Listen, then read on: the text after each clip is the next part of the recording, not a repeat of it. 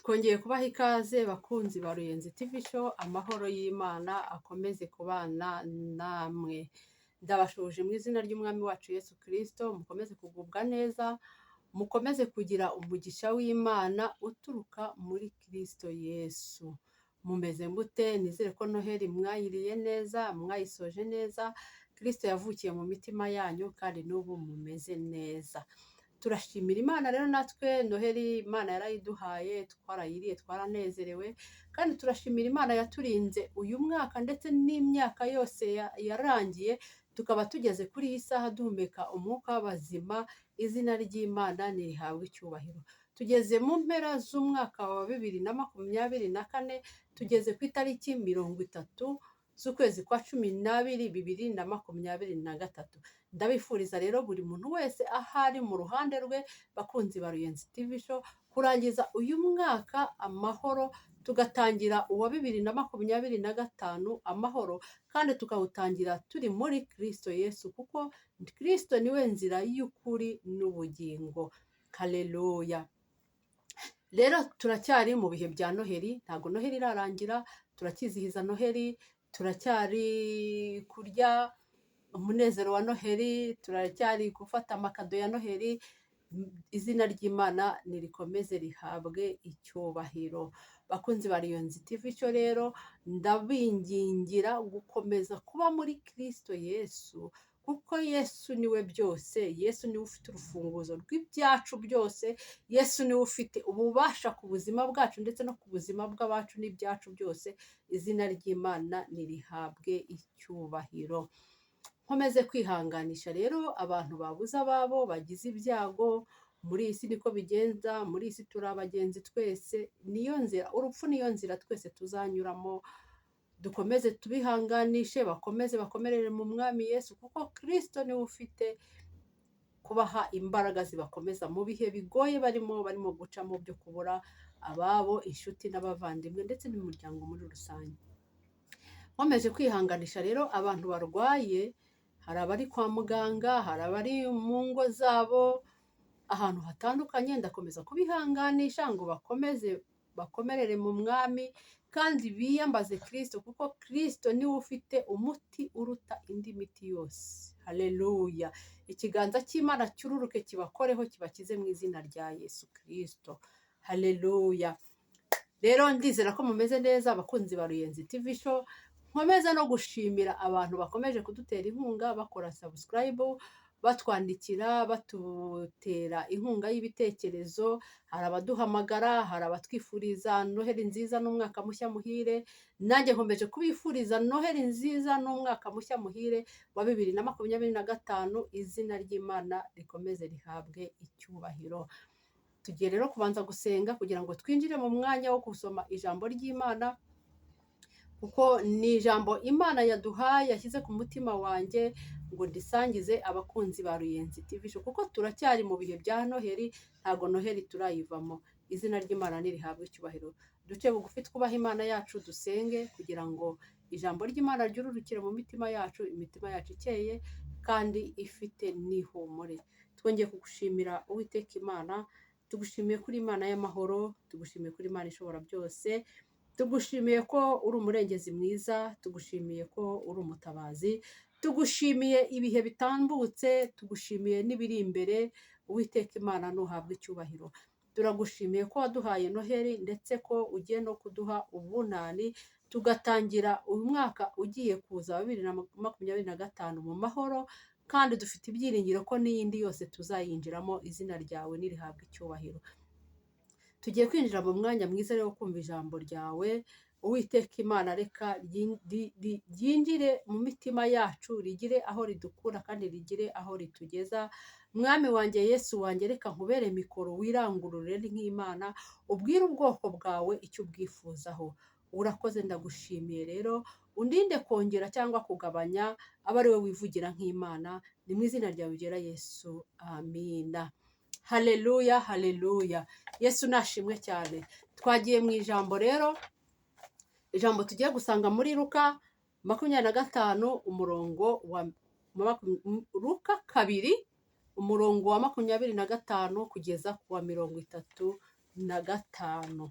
Reka nongere mbisubiremo, tugiye gusoma muri Luka umutwe wa 2 umurongo wa 25 kugeza ku murongo wa 35.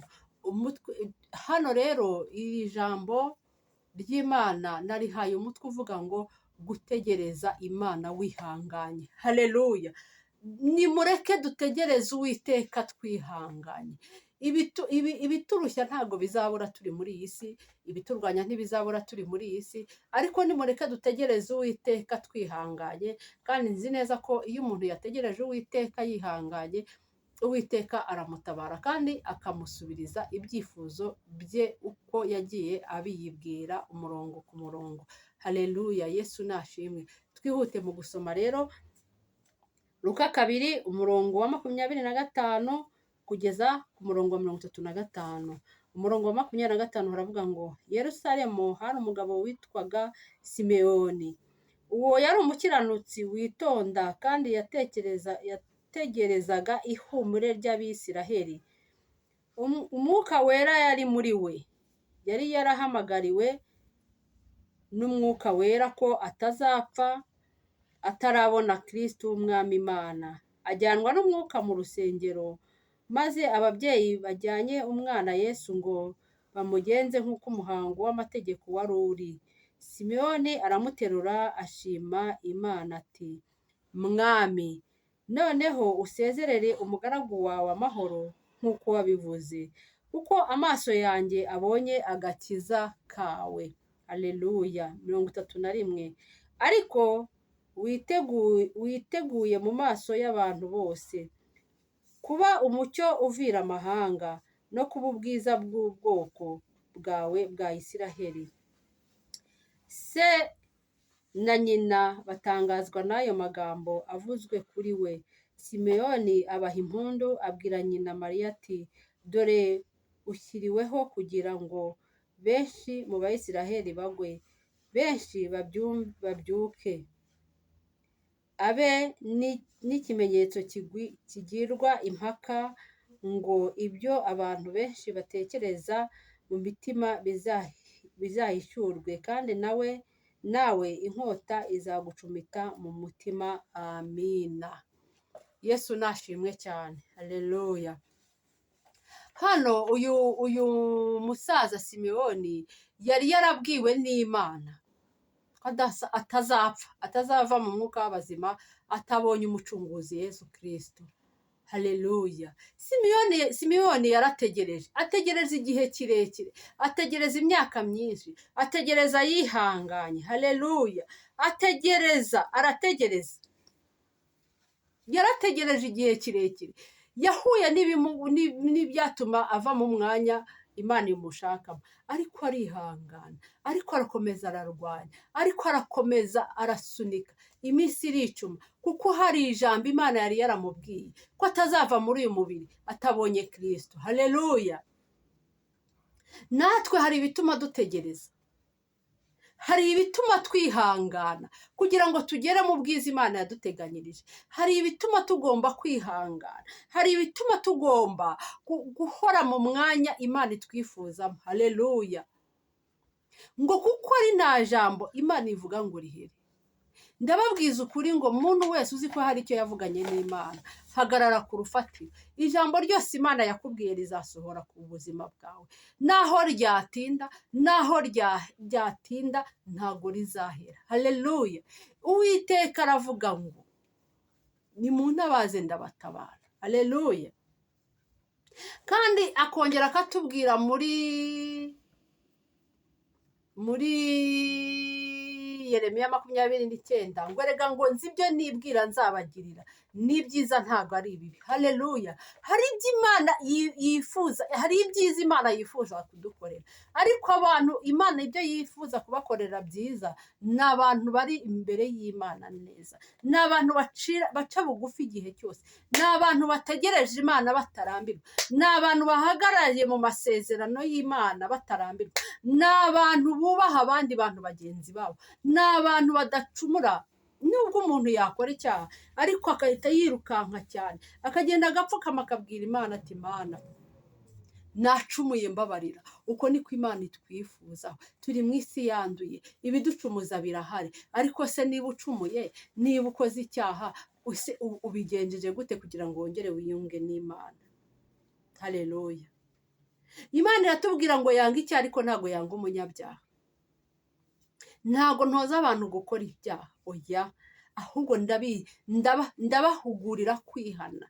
Gukora ibyaha, turi mu isi y'ibyaha, turi mu isi yanduye, turi mu isi dukururira mu bibi. Ariko se niba ubona winjiye muri icyo cyaha, ukabona ukiguyemo, ukabona ukoze icyaha, ni gute ugomba kongera kugirana ubusabane n'Imana? Imana yatubwiye ngo twihane. Yatanze umwana wayo Yesu Kristo, aradupfira ku musaraba, adupfira ku bw'ibyaha byacu. Yesu arapfa, arabambwa, aramanuka agera ikuzimu. Ku munsi wa gatatu arazuka. Yazutse ku bwanjye, yazutse ku bwawe, wowe mukunzi wa Ruyenzi TV Show. Haleluya. Yarazutse. Yazutse kugira ngo ibyaha byacu, haleluya, bikurweho burundu. Arongera akimara kuzuka atwoherereza umufasha ari we Mwuka Wera. Haleluya. Ese iyo wisuzumye umva muri wowe ufite Mwuka Wera? Mwuka Wera ni umuyobozi. Mwuka Wera ni umuyobozi. Iyo ufite Mwuka Wera akuyobora uko ukwiye kugenda. Iyo ufite Mwuka Wera akuyobora uko ukwiye kwifata mu bandi.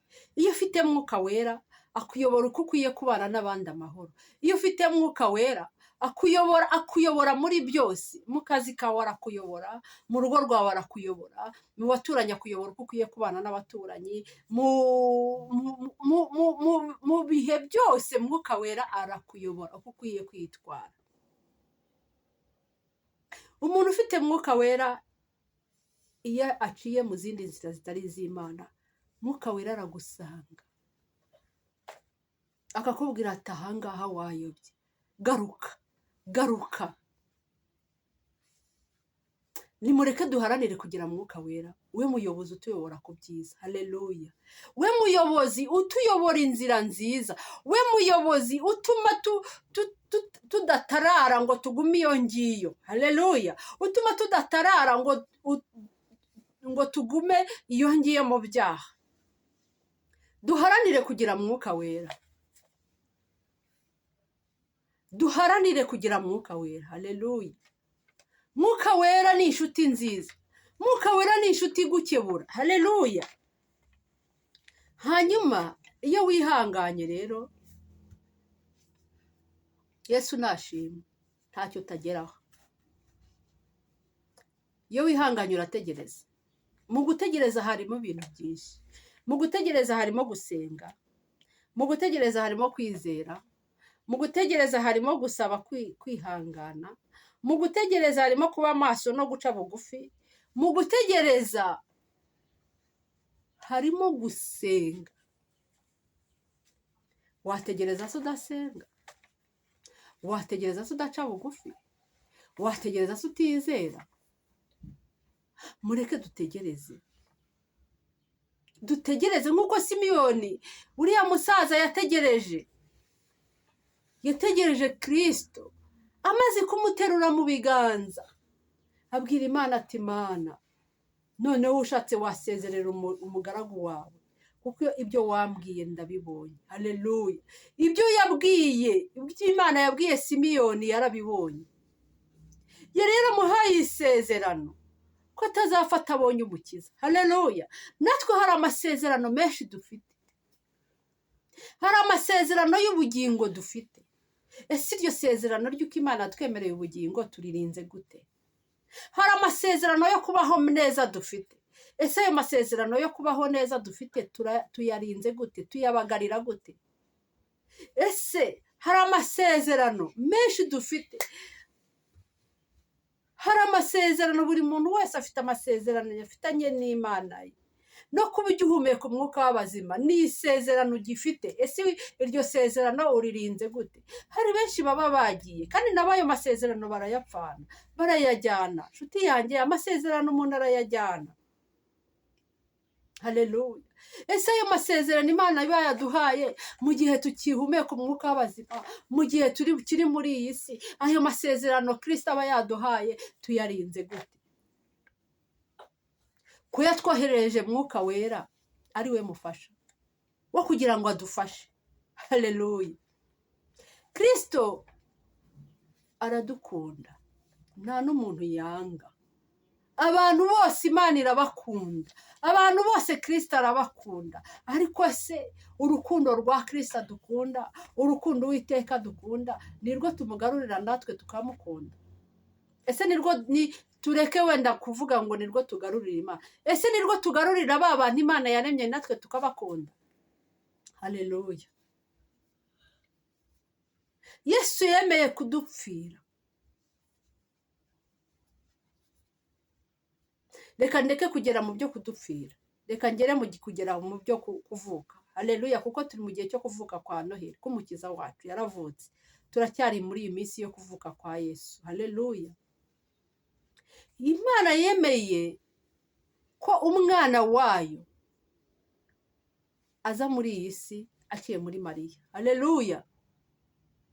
Aciye muri Mariya kugira ngo twebwe abantu tubone gukira. Imana iremera umwana wayo araza muri iyi si, aza mu isi yanduye. Haleluya. Aza mu isi y'ibibazo, aza mu isi y'agahinda, aza mu isi y'umubabaro. Agahinda duhura nako Yesu nawe yahuye nako, umubabaro duhura nawo na Yesu yahuye nawo, kuko yamaze kwinjira muri iyi si y'ibibazo. Ariko nicyo cyari kimuzanye, kugira ngo aducungure. Haleluya.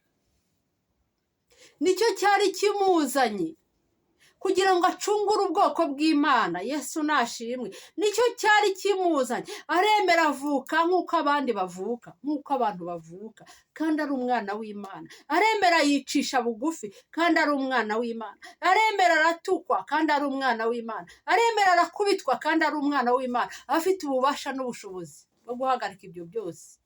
Arasonza, kandi ari umwana w'Imana. Ahura n'ibibazo byinshi, ibibazo duhura nabyo byose Yesu yahuye nabyo. Ntabwo ari ibije ubu ngubu. Ibibazo n'ibigeragezo byose duhura nabyo Yesu yahuye nabyo. Yesu yahuye na Satani aramugerageza. Bakristo bene data, niba Satani yaragerageje Yesu ari umwana w'Imana, twebwe azabuzwa n'iki kutugerageza? Haleluya. Natwe azatugerageza. Niba Satani yarubahutse Kristo akamugerageza, twebwe wibwira ko Satani azadutinya? Ariko wa mwuka wera Kristo yatwoherereje. Haleluya. Yesu nashimwe. Ufite mwuka wera bafite ubudahangarwa. Yesu nashimwe. Y'amaraso Kristo yavuye ku musaraba igorogota, ayo yameneye ku bwacu, ayo yamenye ku bwacu, ayo maraso iyo uyafite, iyo wamaze kuyijandikamo, Satani naho yaza araneshwa. Haleluya. Satani naho yaguhagurukira araneshwa kubw'amaraso ya Yesu wiyuhagiyemo. Yesu nashimwe. Kubw'amwuka wera ukubwira ngo mwana wanjye dore uratewe, igitero cya Satani kiraje, igitero cy'abadayimoni kiraje, mwana wanjye bigenze gutya. Wa mwuka wera akakuyobora uko ukwiye gusenga, akakubwira ati wenda yirize kugira ngo igitero kije kiveho bigende gutya. Akakubwira ngo wenda senga wicika intege, senga. Nanjye ndabararikira gusenga, kuko ibihe tugezemo ni ibihe bikomeye. Ntabwo ari ibihe byo kudamarara, ni ibihe byo gusenga. Buri muntu wese akihigira Imana ye, ngo umwenda ukingirije ahera watabutsemo kabiri, kugira ngo buri muntu wese yigerereyo.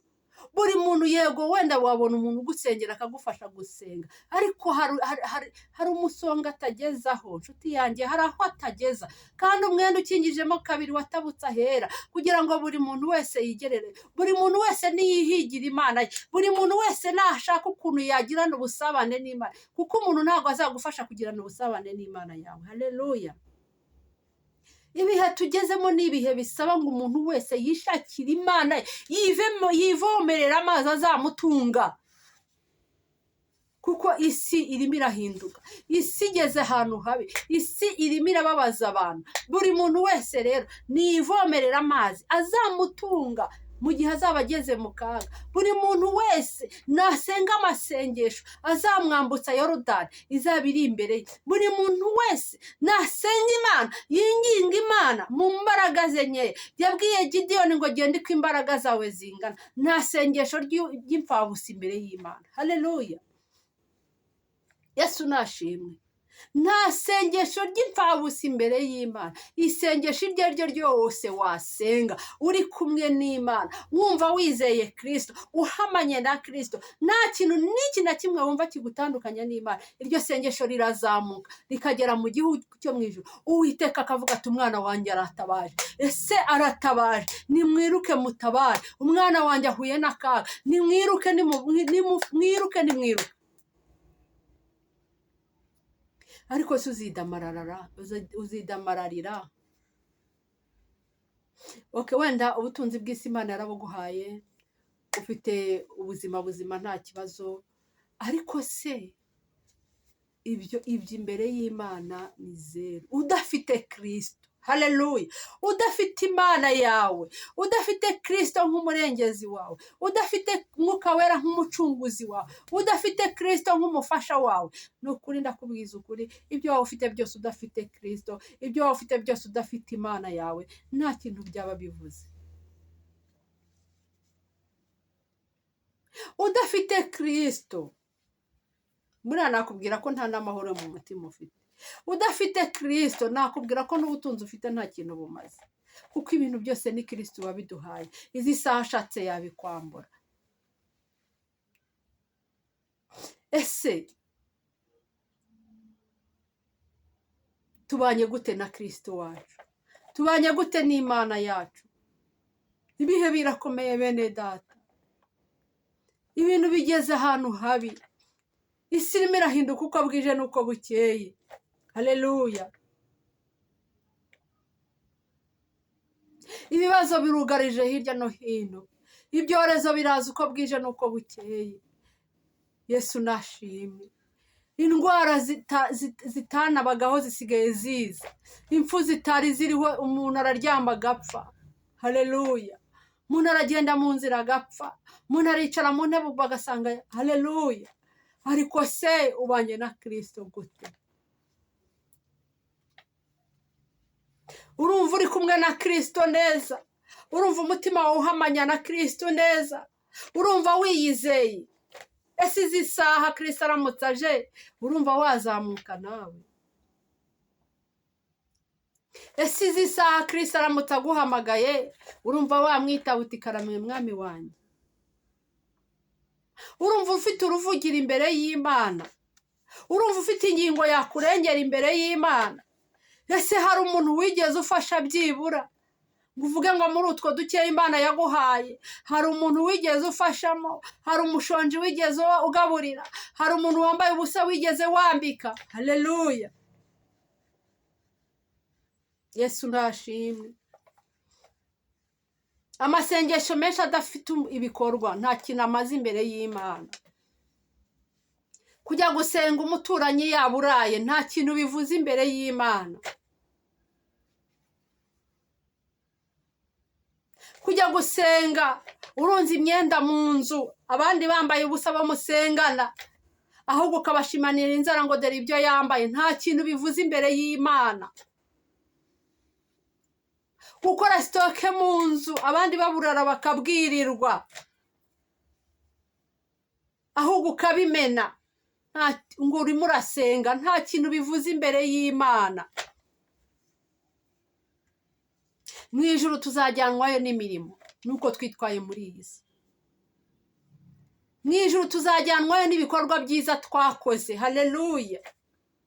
Yego ntabwo mbabuza gusenga, ariko se urasenga urimo urakora iki? Ni izihe mbuto nziza uri kubiba? Urasenga urimo urafasha nde? Urasenga urimo imbere y'Imana irimo irakubona nk'umuntu koko ukijijwe, irimo irakubona nk'umuntu koko ufite urukundo muri bagenzi bawe. Haleluya. Cyangwa se wagira icyo utanga ukabufashije umuntu, ukirirwa ubivuga ahantu hose, kanaka naramufashije, kanaka namuhaye, kanaka namugaburiye. Ni ukuri uwo mugisha uba ubaye imfabusa, nta n'umugisha ubona. Ijambo ry'Imana riravuga ngo ukuboko kumwe ni gutanga, ukundi ntukukamenya icyo watanze. Yesu nashimwe. Mureke tugire imirimo izaduherekeza bene data. Tugire imirimo izaduherekeza tuvuye muri iyi si. Tugire imirimo izaduherekeza. Haleluya. Biragatsindwa n'Imana uramutse uvuye muri uyu mubiri, buri wese akavuga ngo ahwi, ngo aramaze ugiye n'ubundi ntacyo yari amaze. Ese wafashije imfubyi n'abapfakazi? Ese wigomwe byibura ikiro kimwe cy'umuceri kuri Noheri ugira uwugaburira? Haleluya. Ushonje w'umuturanyi cyangwa wo mu muryango wawe? Ese hari umwenda wigomwe kuri Noheri uzi ko hari umugenzi wawe cyangwa uwo musengana udafite umwenda uhora mu kenda kamwe? Hari uwo wigomwe byibura ukavuga uti uyu munsi ngiye kwambika mwene data? Hari ibyo wigeze ukora? Ubwo se amasengesho twaba dusenga yabatumariye iki? Nta na kimwe, nta kintu yabatumariye. Urarunze ibintu mu nzu, mugenzi wawe nta kintu afite, birimo birapfa ubusa, ibiryo uramena. Hari abana bari mu mihanda baba babuze aho baba, ufite inzu. Hari abo basohora mu mazu babuze ubwishyu, ufite amafaranga, ntiwanavuga uti byibura reka nkora n'umugisha w'ukwezi kumwe ndihura umuntu inzu, ubwishyu bw'inzu. Ese bene data abakristo, amasengesho dusenga yabatumariye iki? Amasengesho dusenga yazatugeza kuki nta mirimo dufite? Haleluya.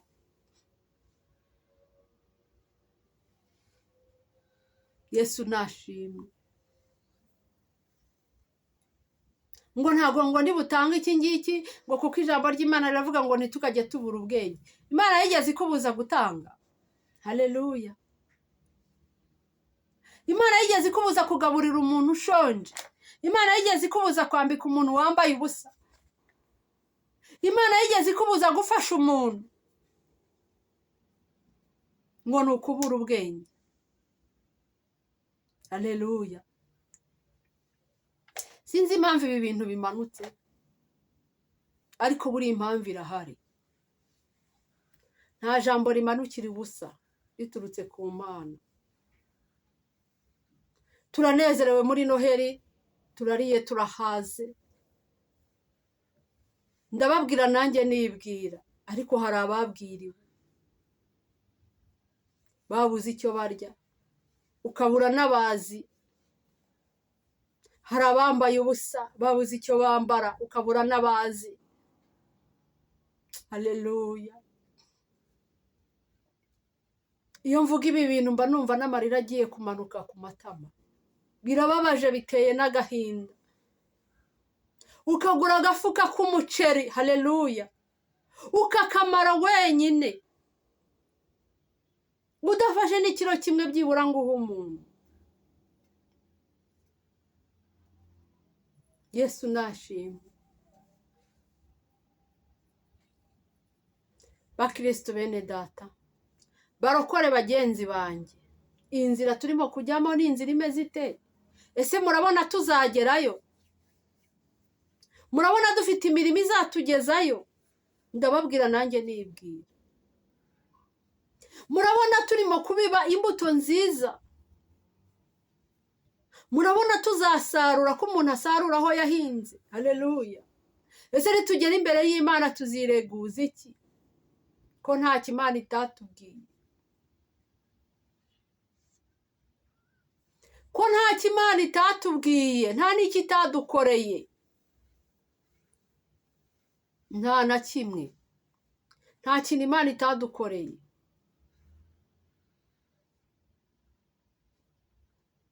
Ndabwira abakristo, nanjye nibwira, ndabwira buri muntu wese wubaha Imana. Ese wibwira ko uzakunda Imana utarabona, utabanje gukunda mugenzi wawe? Banza ukunde mugenzi wawe, numara kumukunda uzaba ukunze Imana. Haleluya. Yesu nashimwe. Banza urebe umwana w'umuvandimwe wumve ko ari umwana wawe. Banza urebe umwana w'umuturanyi wumve ko ari umwana wawe. Banza urebe umwana muhuriye mu muhanda wumve ko ari umwana wawe. Yesu nashimwe. Urebe umuntu wese umurebe, umubone mu ishusho y'Imana, ntumubonemo ikindi kintu. Umuntu wese mugenzi wawe umubone mu ishusho y'Imana, ntumubonemo ikindi kintu. Haleluya. Tugire urukundo. Ntabwo nzi impamvu aya magambo amanutse. Nimureke tugire urukundo, tureke gusebanya.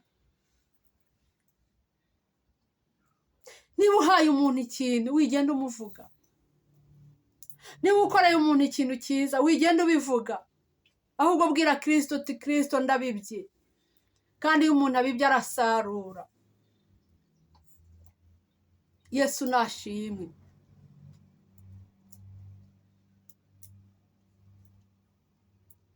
Bakunzi ba Ruyenzi TV show,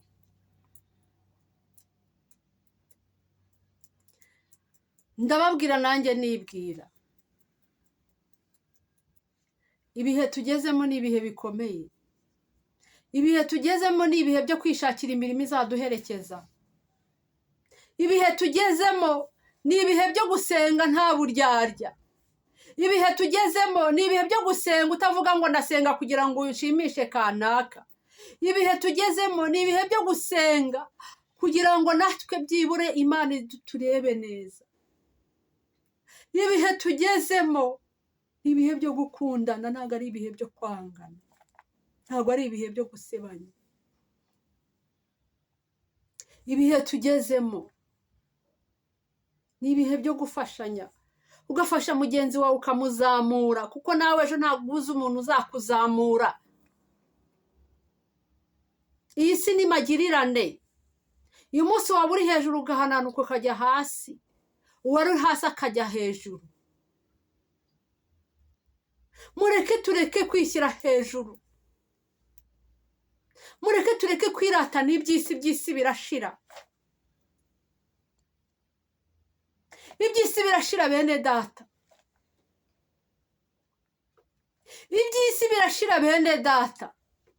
Uyu mubiri twiratana urashira, mubiri ni ubusa, turawusiga tukawusigiriza, ariko ejo ukaduhinduka. Haleluya. Nimureke dutumbire Kristo wenyine, tugire urukundo, tubane na buri muntu wese amahoro.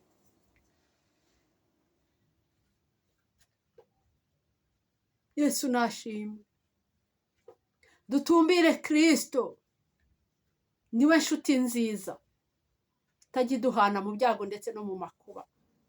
Niwe nshuti nziza itagigusiga aho waba uri hose. Niwe nshuti nziza. Kristo niwe nshuti nziza. Kristo ni umugabo ukomeye, ni umugabo w'abapfakazi. Nabonye Kristo, reka mbabwire, nabonye Kristo. Kristo ni se w'imfubyi. Kristo ni umugabo w'abapfakazi. Nabonye Kristo bikomeye, anderera abana barakura. Haleluya. Nabonye Kristo mu rugamba rukomeye, ararurwana n'ubu aracyarurwana.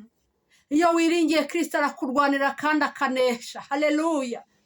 Ndavuga Kristo nabonye, ntabwo mvuga Kristo numvanye uwundi, ndavuga Kristo nabonye, ndavuga Kristo ndimo nawe akambamo. Haleluya. ndavuga Kristo urwana intambara akayitsinda. Yesu nashimwe. ndavuga Kristo utajya wumva amabwire, ndavuga Kristo dukunda urukundo ruhebuje. Haleluya. Yesu nashimwe cyane. ntabwo nzi impamvu aya magambo amanutse, ariko buriya wari umugambi w'Imana kugira ngo nibi mubyumve bakunzi ba Ruyenzi TV show.